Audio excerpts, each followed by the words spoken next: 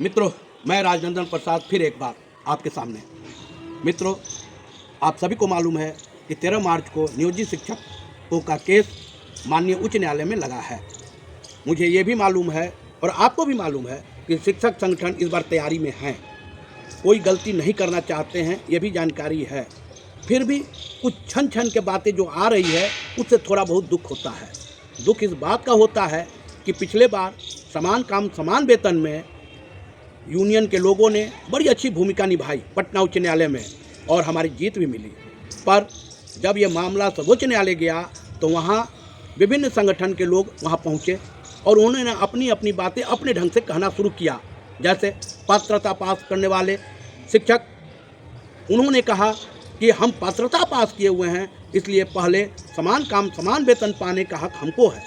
दक्षता पास करने वाले शिक्षक वे बोलने लगे कि हम दक्षता पास करके आए हैं तो हमारी नियुक्ति 60 वर्षों तक हुई है और हमें ये हक मिलना चाहिए।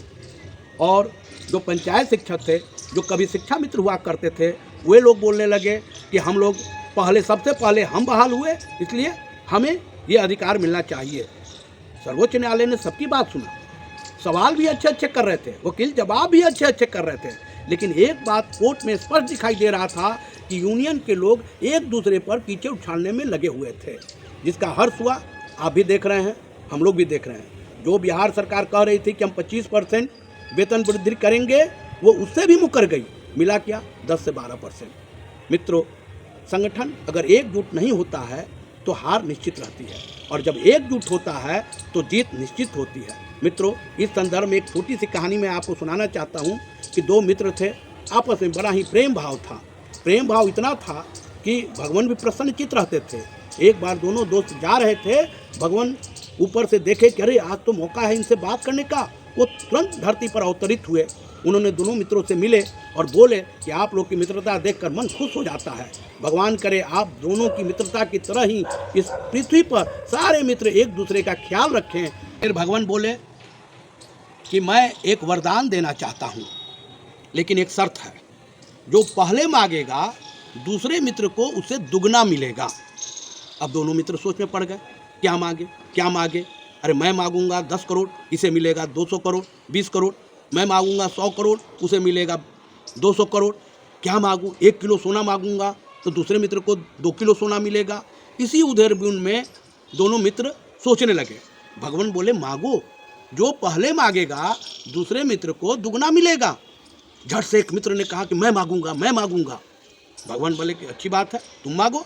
मित्र भी सोचने लगा, अच्छा हुआ, चलो ये जो मांगेगा हमें दुगना मिलेगा। तो भगवान बोले मांगो, क्या मांगना चाहते हो? भगवान, मेरी एक आंख फोड़ दीजिए। इतना बोलते ही उसकी एक आंख चली गई, मित्र के दोनों आंखें चली गई। इस कहानी से हमें ये सीख मिलता है कि जब तक हम एक दूसरे के साथ प्रेम नहीं करना सीखेंगे, एक दूसरे के साथ त्याग नहीं करेंगे, अपने व्यवहार में अच्छा आचरण नहीं लाएंगे, तो रिजल्ट अच्छा नहीं होगा, जो सर्वोच्च न्यायालय ने हमें सिखा चुका है। इसलिए मित्रों, मैं बार बार आपसे आग्रह कर रहा हूं कि आप लोग सभी संगठन के लोग एक साथ प्रेम भाव से मिलिए जुलिए, एक दूसरे का ख्याल रखिए। कोई बड़ा नहीं है, कोई छोटा नहीं है। पात्रता परीक्षा वाले भी उतना ही सक्षम हैं जो जितना दक्षता देने वाले, और जो शिक्षा मित्र से आए हैं वे भी तो दक्षता दिए हैं। आप उनको क्यों छोड़ रहे हैं? शिक्षक शिक्षक है, नियोजित शिक्षक नियोजित शिक्षक है। नियोजित शिक्षक एक जात, एक समुदाय, एक वर्ग है। जब तक आप ये नहीं मानिएगा तब तक आपकी जीत नहीं हो पाएगी। इसलिए मित्रों, मैं बार बार संगठन के लोगों से आग्रह कर रहा हूँ, मैं कई बार आपसे निवेदन कर चुका हूँ और कर भी रहा हूँ कि आपसी मतभेद को समाप्त करें और एकजुट होकर के 13 मार्च को पटना उच्च न्यायालय में अपनी बातों को गंभीरता के साथ रखें। देखिए, सरकार कितनी चतुराई कर रही है। एक तरफ कह रही है कि नियोजित शिक्षकों तक 60 वर्ष की आयु तक बने रहेंगे, दूसरी तरफ कह रही है कि नियोजित शिक्षक जो सक्षमता पास नहीं करेंगे उन्हें नौकरी से हटा देंगे, तीसरी तरफ कह रही है कि हटाने का भी निर्णय नहीं हुआ है। आप खुद देखिए कि सरकार कितनी झूठ बोल रही है। आपको एकजुट रहिएगा, एक साथ रहिएगा, तभी इन सब बातों को काट पाइएगा। सरकार वो पत्र भी नहीं लगाई है जो 5 सदस्यीय कमेटी का निर्णय है। आप लोग उस कागज़ को भी उच्च न्यायालय में लगाएं, न्यायाधीश के नज़र में लाएं कि सरकार ये जो सरकार दे रही है वो सरासर गलत दे रही है। ये चिट्ठी बन चुका है, ये अप्लाई हम लोग पर कर देंगे। और रहते हैं कि मंत्रिमंडल का अभी मुहर नहीं लगा है, अरे वो तो कभी भी लगा देंगे। इसलिए मित्रों, एकजुट रहिए, एक साथ रहिए, तो जीत निश्चित है। हम बार बार कह रहे हैं कि नियोजित शिक्षक निश्चित रूप से जीतेंगे, कोई हरा नहीं सकता है, बशर्ते आप एकजुट रहें। अगर आप टुकड़े में गए तो हार हो जाएगी, अगर आप एकजुट रहेंगे जीत निश्चित है। मित्रों, धन्यवाद। जय हिंद।